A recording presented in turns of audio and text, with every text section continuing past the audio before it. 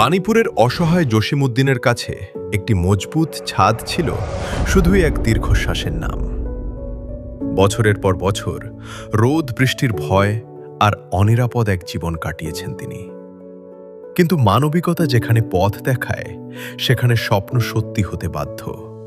তাই জসিমউদ্দিনের সেই করুণ গল্পে সাড়া দিয়ে ৫-০ অভিযানের আওতায় শূন্য গৃহহীন প্রকল্পের মাধ্যমে তার দিকে বাড়িয়ে দেওয়া হয় মানবতার হাত। যেখানে ফাউন্ডেশনের প্রতিষ্ঠাতা জনাব গোলাম মর্তুজা স্বয়ং তার হাতে তুলে দেন ৩ বান্ডিল টিন। এই মানবিক সহায়তা প্রদানকালে তিনি বলেন,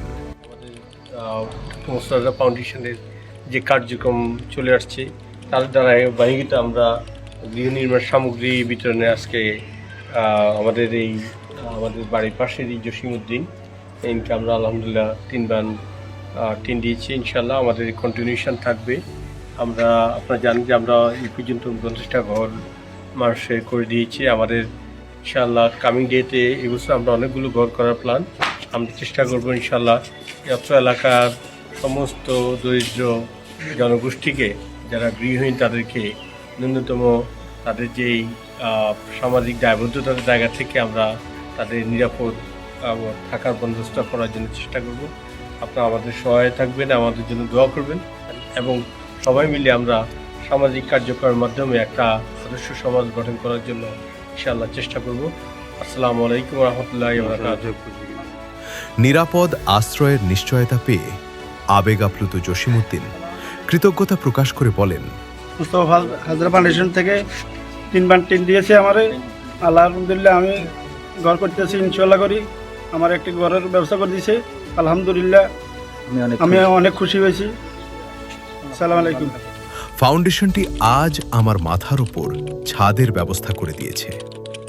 আমি এবং আমার পরিবার তাদের নিকট চিরকৃতজ্ঞ।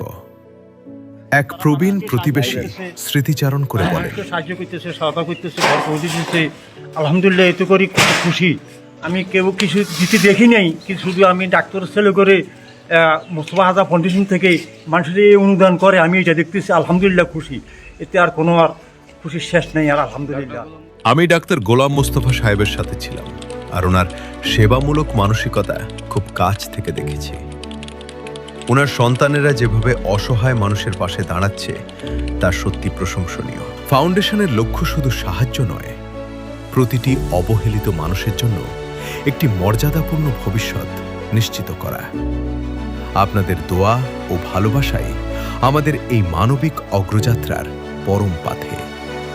আসুন আমরা সবাই মিলে একটি সুন্দর ও বৈষম্যহীন সমাজ গড়ে তুলি।